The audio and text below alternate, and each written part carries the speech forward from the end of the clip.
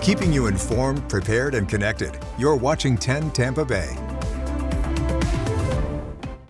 Good Thursday morning. I'm Caitlin Lockerbie. You're watching 10 Tampa Bay Plus at 10:30, keeping you informed in Pinellas County. This morning, the Clearwater ferry just resuming service for the first time since last month's deadly collision. Right now, the crash still under investigation. No charges are filed in it. 10 Tampa Bay's Christina Mendez is live from the downtown Clearwater ferry stop. And Christina, safety checks, they were just made this week to prepare for this morning. Caitlin, good morning to you. Yes, the Coast Guard did give the green light to resume operations, and you can see here for yourself that Monica's Crossing has docked for the very first time since this all went down here in downtown Clearwater. We just saw a family of 4 exit the boat. They were the only ones on the trip coming from Clearwater Beach. It was a young couple with their child and their mother, and they said it was a smooth ride. They came in from Chicago, had no fears, if you will, of riding, and said it was something that they'd recommend to other people as well. Let's go ahead and take a look at video as we saw the boat first coming in from the beach. You can see here it traveling to the docks where we are right now. You can see it making its way to the dock to let those first folks exit. Now, video does show the moment the ferry first opened here for operations. You can see that happening. But up until last month, operators say the ferry service had a 10-year record with no injuries or incidents.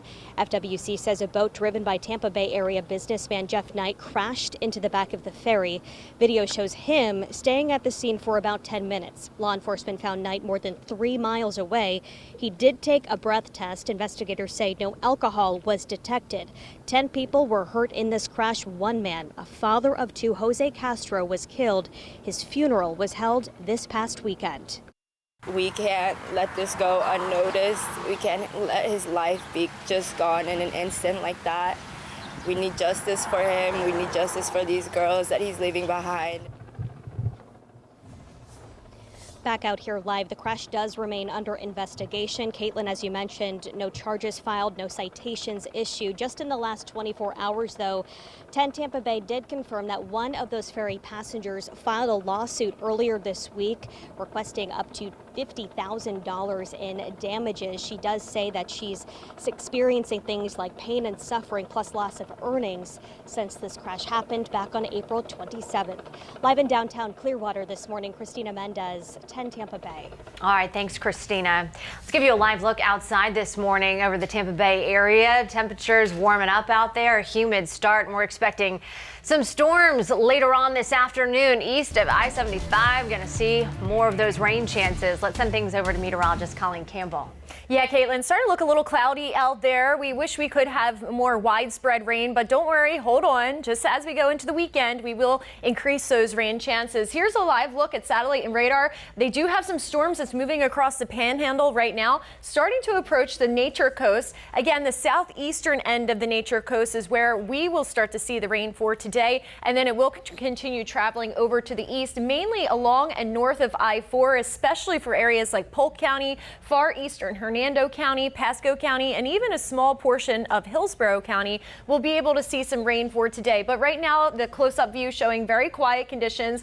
As we look at our chance of rain the next couple of hours here, this is for Tampa. You see that we just have a 10 to 20% chance, so not a big chance of rain for today. But as we go into Monday, we have a weather impact alert. Actually, Monday into Tuesday morning, it looks like we will have a lot of rain on the way, just rounds of it. And unfortunately, that could lead to a little bit of a flooding issue, at least locally, for those areas that have not received the rain recently. So the weather impact alert, will go over this a little bit more in detail in the full forecast. I hope you join us then and get those 10 Tampa Bay Plus apps ready, because we want you to stream anytime we have weather like this in the forecast.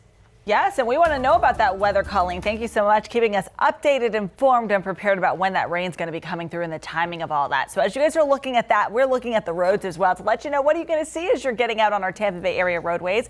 It is a much better picture here along portions of I-75, not far from USF. I know we've got some commencement ceremonies taking place tomorrow for this spring semester. Congratulations to all of our graduates, but it's going to be very busy along this portion of I-75, not far from these exits: Fowler, Fletcher as you're going to be headed through. Right now, a clear start to our morning ride, 10:35. And then here's a look at these drive times right now here along I-4 westbound. Nothing big to tell you about at this moment. Everything's in the green. Couple crashes we're still keeping just a little eye on as we peek at them right now. US 41 northbound, a crash before 53rd Avenue. And we're looking at the slowdowns here along this portion of I-75 northbound through Sarasota, moving slow at 21 miles an hour. Caitlin. All right, thanks, Sarah. Within the last few hours, lawyers for the teen accused of murdering 14-year-old Javario Bowie met with a judge. 15-year-old Jameer Moore was arrested for the teen's murder back in December. Moore escaped juvenile detention. He was found and arrested again in Tampa. 1 year ago, police found Javario Bowie's body near train tracks off West Bush Boulevard. They say he was shot multiple times. 10 Tampa Bay spoke to the teen's grandfather just last year. He says Javario went to those tracks to stand up to a bully. Instead, he says his grandson was ambushed and killed. Moore is charged with first-degree murder. Right now in Pasco County, the sheriff's office is investigating a deadly shooting. We're told an argument there started around Vincent Avenue in Zephyr Hills. The man ran away after being shot, then collapsed and died. Authorities say there's no threat to the public right now. The shooter, we're told, is cooperating with police. And this morning, it's going to take a few more days before dozens of Clearwater condo residents can return to their homes.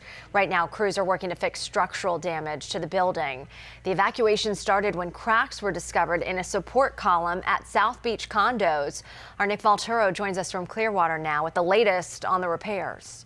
The people living here are going to need to be just a little bit more patient. Those nearly 60 residents that were evacuated are going to have to wait at least another 3 days before it's clear and safe to move back into South Beach condos here in Clearwater. Now, crews were already in the middle of making repairs here when they noticed these cracks in the support column were growing larger. That's when first responders evacuated the building out of an abundance of caution.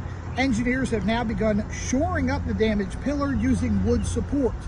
Experts say the building's location near the Gulf could be a factor in the deterioration. Salt air can corrode the steel inside the concrete columns, especially in older structures like this one, built in the 1970s. It just seems like it was an unfortunate scenario that developed, but luckily the teams were there and they were professional and capable of properly responding. Now, many of these residents tell us they were staying with friends and family. The condo association and along with Red Cross has made sure that some of these other residents that had to be evacuated had hotels to stay in. They are just waiting to get the all clear. They are hoping that will come by the weekend. Right now, reporting in Clearwater, Nick Valturo, 10 Tampa Bay. All right, thanks, Nick. We're learning more this morning also about the alligator attack that killed a woman on Lake Kissimmee. FWC says Cynthia Diekma was canoeing with her husband when they paddled right over a large gator, startling it. The alligator overturned their canoe, grabbed the woman, despite her husband's efforts to try to stop it. FWC recovered 2 alligators from the lake, both around 11 feet long. The commission tells us it'll continue to search for more gators in that lake that match the description of the one involved. The lead author for a study published just last month that looked at worldwide data on gator bites says 96% of the time these attacks are a response to human actions. People just aren't really always aware of the risk that they're in. Just simply by even going in a couple feet of water, they're putting themselves at some level of risk. Several documented cases show bites happened after people tried to swim across rivers, lakes, or ponds. In this case, investigators believe the attack was a defensive incident, not a predatory attack. Gators, they are more aggressive this time of year, too. Mating season, that starts in May and goes into June. Taking you to the Vatican now, the conclave to elect a new pope resumed just minutes ago at the Sistine Chapel. Earlier this morning, black smoke emerged from the chimney there over St. Peter's Square, which means no new pope has been selected. The vote requires a 2/3 consensus. CBS News' Tina Kraus reports from the Vatican as more votes are expected today. The search for a new pontiff resumes today with 133 cardinals back inside the Sistine Chapel casting secret votes. This morning, black smoke again billowed from the Sistine Chapel chimney, signaling no new pope has been elected. Do they have 20 votes, 10 votes? Columnist Michael Sean Winters predicts a new pope could be chosen by tomorrow, with multiple rounds of votes happening today. There's 2 ballots in the morning and 2 in the afternoon. I think things usually shake out on that 3rd ballot. Then you really have a sense of who are the contenders, who has the momentum. In the field of candidates, experts have pointed out 3 prospective frontrunners: Cardinals Pietro Parolin of Italy, Luis Antonio Tagle of the Philippines, and Pier Battista Pizzaballa of Jerusalem. In addition to the growing anticipation here in St. Peter's Square, the drama of the centuries-old papal conclave is spilling into the digital world, with contenders drawing millions of dollars in online gambling wagers. People like to place bets, and so an industry will feed that desire. Doesn't mean that the bookmakers who are putting out these odds necessarily have any greater insight than you and I. For now, the eyes of the faithful and those around the world stay fixed on the Sistine Chapel until that white smoke appears, marking the election of a new pope. Tina Kraus, CBS News, the Vatican. For some history here, the last 3 popes have been elected within 2 days of voting. If no new pontiff is chosen after a 3rd day, the cardinals are expected to pause the conclave for a day of prayer and discussion. Well, this morning, President Donald Trump announcing a full and comprehensive deal with the United Kingdom. This year, President Trump slapped a 10% tariff on most British imports. The apparent progress comes as the U.S. and China prepare for their first face-to-face. I will be going to Switzerland, and the negotiations will begin on Saturday. Treasury Secretary Scott Bessent told Congress those talks are still in the early stages right now. And continuing coverage for you now in the Sean Diddy Combs sex crimes trial. Tomorrow morning, the final part of the jury selection is set in New York City. Attorneys for each side will take turns deciding which jurors they want to strike out of a pool of 45. Court resumes tomorrow at 9 a.m. And right now we're learning more this morning about a bison attack that happened in Yellowstone National Park. A 47-year-old man from Cape Coral was killed after investigators say he approached the animal too closely. Bisons are the largest land-dwelling mammal in North America, and as of 2024, over 5,000 call Yellowstone Park home. This morning, a tomato recall with ties right here to Florida is raising salmonella concerns. The FDA says that the bacteria was detected at a packing facility in Collier County. Right now, the recall includes vine-ripe tomatoes that are repackaged by Ray and Mascari. No illnesses are reported. The tomatoes were shipped to 14 states. If you bought them recently, check the label, toss them out, or you can return them to the store for a refund. Starting today, nearly 8,000 students will trade their books for diplomas. Congrats to the graduates from the University of South Florida. The group features nearly 200 student veterans, graduates from 105 countries, 46 states, and 6 U.S. territories. And at just 18, the youngest graduate is earning a bachelor's degree in psychology. The most experienced graduate, 69 years old, she'll get her doctoral degree in history. Ceremony started just 30 minutes ago over at the Strass Center. Coming up on 10 Tampa Bay Plus, how a student is using AI to help people detect strokes and other medical emergencies. Did you cut the cord? But still want your local news for free? It can happen. Just stream 10 Tampa Bay Plus. And the best part? You can watch us live. Or catch up with what's happening anytime you want. It's always the latest news, updated weather forecasts, and a whole lot more. You can even customize your favorites so you see what you want right away. We think there's no better way to stay informed, prepared, and connected. Stream the free 10 Tampa Bay Plus app now. Jeopardy is for everybody. That's amazing. Oh, yeah. With players just like you. Paramedic, a retired teacher, psychiatrist. I'm a little bit competitive. That's the spirit. Watch their victories. We have a giant killer. And heartbreaks. Oh, no. The next super champion could be anyone. It's almost like a superhero origin story. It could be you. Oh, wow. It's all happening on Jeopardy! Jeopardy weeknights at 7:30, right here on 10 Tampa Bay. When the weather changes, you feel the impact. And you told us alerting you when the weather turns severe is the most important thing we can do. That's why 10 Tampa Bay is taking forecasting to the next level with Weather Impact Alert Days. So you'll know when to be alert, how the weather will impact your day, and how to keep your family safe. keeping you informed, prepared, and connected with Weather Impact Alert on 10 Tampa Bay and 10 Tampa Bay Plus. Well, we're just a few days out from Mother's Day, and have you ever noticed that your mom always seems to know when something is wrong? Some people call it mother's intuition, and it actually is a real thing. We spoke to a psychologist from Cleveland Clinic who says neurobiology and history, learned history, both play a role here. When a mom spends time with her child, oxytocin is released in the brain, which bonds them, and that in turn can strengthen their connection and her ability to decipher what her child may be thinking or feeling. Mothers also spend thousands of hours with their kids and start to pick up on those patterns. So when their behavior changes, well, she can tell. The good news is that you are not just born with intuition. It can be built. You can strengthen your mother's intuition by spending time with your child, being truly present and attuned instead of distracted. Also, listening to your gut and reflecting on how that matches up with the reality of the situation. By tuning in, asking yourself, pausing and reflecting, this can help you to boost and raise your mother's intuition over time.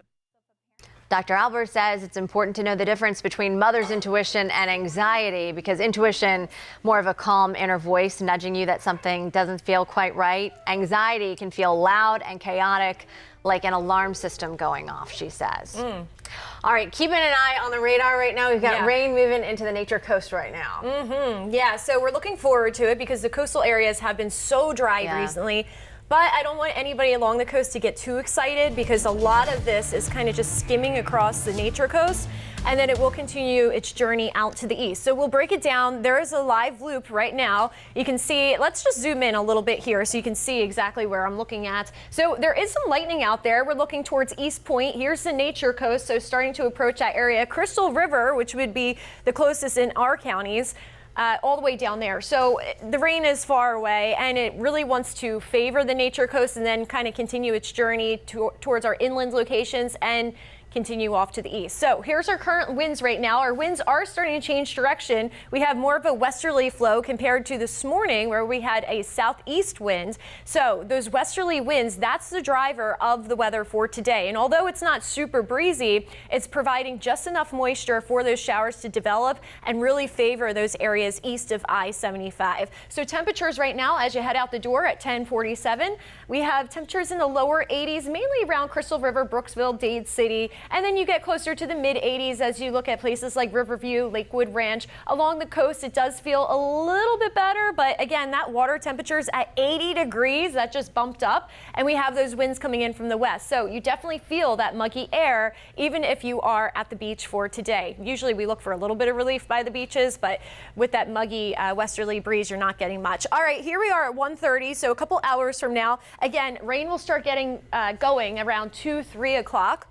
Especially along I-75 east of that and along I-4. Here we are around 3:30, and again, Polk County, Highlands County, the rain's really going to favor these areas. We just have all that buoyant air rising up, enough moisture to work with, and it looks like we could get some storms out in this area as well. So Polk County, Highlands County, just be aware that you may see an isolated storm. We're not talking anything super severe, but you could see a little bit of hail out there, as well as some gusty winds as that storm tries to collapse, and of course some downpours as well. Now this will all continue pushing off to the east as we finish off the evening hours. So you guys over in Polk County, Highlands County, just be aware that it will mainly be the evening hours going into tonight closer to sunset, whereas the areas closer to I-75, as I just showed, around 1:30 to about 3 o'clock. So if you're planning out your day, just be aware of that. All right, so 90 degrees for today. Again, some of the coastal locations will be closer to the mid 80s, but that's a muggy mid 80. Now we have this weather impact alert. This is actually for Monday going into Tuesday morning, and that's because we're expecting a lot of rain over that 24-hour period. And that could lead to some flash flooding, especially for the areas that have been so dry recently. Think of a dried up sponge on your sink that hasn't had any love lately washing the dishes, right? If you put water on that, that thing's going to take a minute to soak all of that up. You know, when it's so dry, think of the ground that way. So what we want you to do is download that 10 Tampa Bay app, or you can watch us on Roku. We're on Apple TV. There's multiple ways that you can stream us, and we want you to get that set up now so you're all prepared for Monday. It's not really a huge severe weather risk. It's really the flooding that we're mainly concerned about, but we could see some hail and gusty winds out of that system as well. This is the driver of that pattern change. It will be on the way for this weekend, splashing that extra moisture our way. This is an upper level low. So what this is going to do is pull in some moisture from the Gulf, typical in a summertime pattern, and give us some pretty significant rainfall totals. We're talking 2 to 4 inches for Monday alone. By the time the system's all said and done, including the weekends, we could have 3 to 5 inches. By the way, today's one of our days for Hurricane Preparedness Week, and we always want you prepared. If you have any questions about this graphic, I have it on my Facebook page as well as Instagram, and I believe they shared it from my page too. All right, 7-day forecast here. We have some rain on the way next couple of days, but best opportunity looks to be Monday into Tuesday morning. Hey, Sarah, how's everything going? Hey, I loved your analogy about the sponge, the dry sponge. I was like, my sponge is probably wishing it was dry because it gets used so much. It's never dry. It's always like, help me, this is dirty. The things we're cleaning. Okay, here's what's looking like right now, but we need the rain, and this is the grass. Is that sponge. Anyways, hey, how are you? Here's a look at the bridge right now. If you're going to be driving over I-275, driving is fine right now. No major slowdowns at a little 10:51 in the morning. Here's where we're seeing no more delays along portions of I-4. We were seeing some stop and go traffic. Now we're seeing portions of red in other parts of Tampa Bay. We've got a crash here along 41 northbound lanes impacted just before 53rd Avenue. And then I-75 a little bit more improved than what it was a couple minutes ago.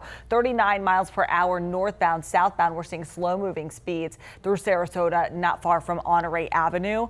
And we're also looking at some slow-moving speeds along portions of 301 and I-75 through portions of Hillsborough County, not far from Big Bend Road. May, Caitlin, talking about May. Talking about May. See it right in front of you. Hey, May is National Stroke Awareness Month, and a California student has created an artificial intelligence startup to help people detect strokes and other medical emergencies. Kevin Coe shows you how. For Ajmita Kumar, college has been about discovering the world and herself. This is the product of 2 years of really working at it and becoming, a representative of my vision and my idea. That idea started with her dad, who told Kumar about her grandfather's history of strokes. I grew up knowing that strokes were a very dangerous part of my family history. But in 2021, when half my dad's face started drooping, he didn't go to the hospital either. Her dad was okay, but Kumar was shaken up. The health scare happened while she was studying electrical engineering and computer science at Berkeley. She wondered, how could she help her dad, living in Southern California, if he were to show symptoms of stroke again? It occurred to us, we could use our skills as programmers to actually solve that problem. That's how she and her friend Erica thought of and created Code Blue AI. Cameras and microphones would detect signs of stroke, calling 911 when needed.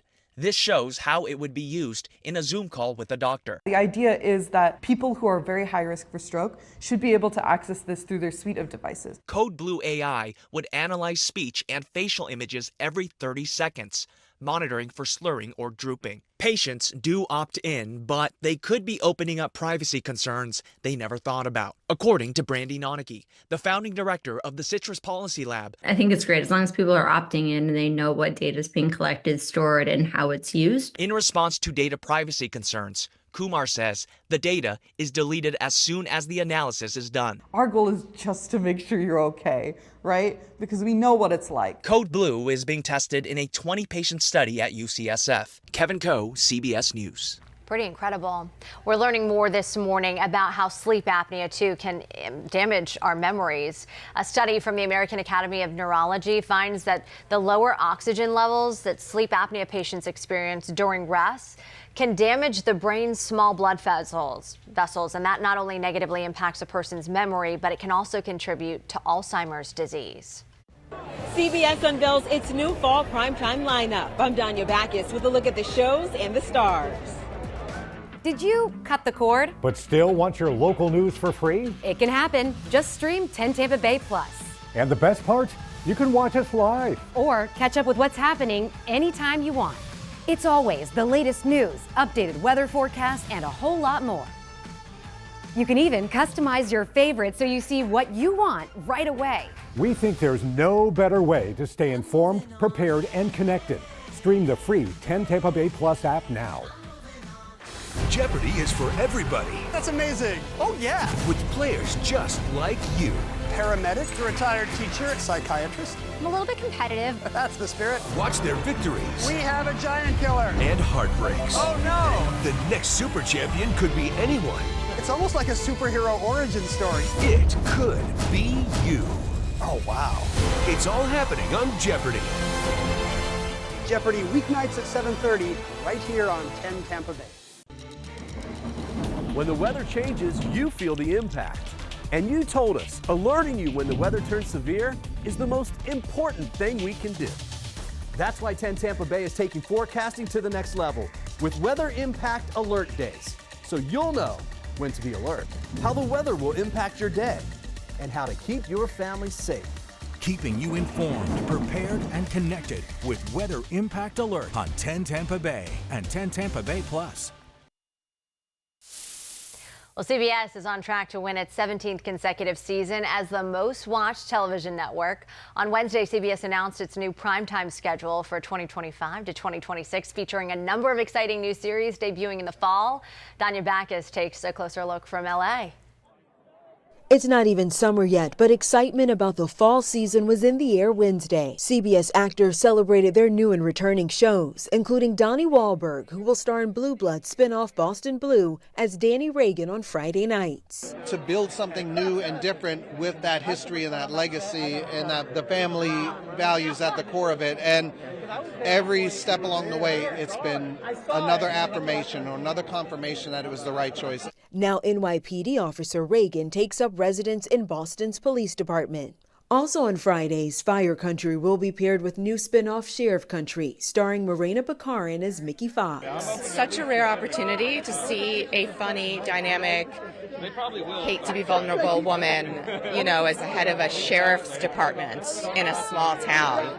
That I could not pass up the opportunity. New and returning stars gathered here on the blue carpet at CBS Fest in Los Angeles, where there's something brand new for everyone on the fall lineup. The Road has been added to Sunday night and will provide a front row seat as the best and upcoming musicians pile into a tour bus to follow their dreams. The show trails legendary singer Keith Urban on his search for the next big stars. And on Mondays following The Neighborhood, DMV brings together a group of quirky but lovable workers at a local Department of Motor Vehicles office. Honestly, I work harder and I'm smarter. The single-camera series is based on a short story by award-winning author Katherine Heine. Rounding off the night, CIA starring Tom Ellis is a one-hour drama focusing on two partners who work through their differences as they try to keep the nation safe. Danya Backus, CBS News, Los Angeles. Hey, Cameron, you realize if we played by the rules right now, we'd be in gym? Oh, nostalgic. Ferris and Cameron hitting the road again. Matthew Broderick and Alan Ruck are reuniting for a new road trip comedy called The Best Is Yet to Come. Now, the pair are going to star as two best friends who end up in a race against time after a misunderstanding spirals out of control. It's the first time Broderick and Ruck have reunited on the silver screen since 1986. Wow. What a movie. Bueller. Anybody? All right, I feel like I'm calling out to anybody. Rain, we need it. Polk County, you guys have been the star of the show lately.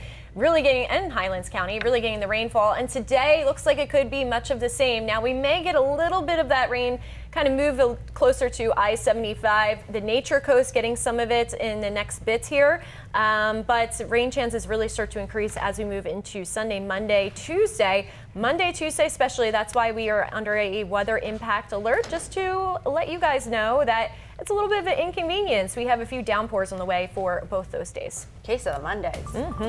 Okay, well, we're looking at slowdowns right now. It's really not that bad out there. A couple of delays you're seeing along portions of 75, and that's in Hillsborough County, also along 75 in Sarasota County. Crash there at 41 and 53rd Avenue, but overall, not too many crashes, limited slowdowns. Really, overall, a great start to the day here. All right. Okay. All the news continues right here on 10 Tampa Bay Plus. We'll see you back here at midday with Frank Wiley.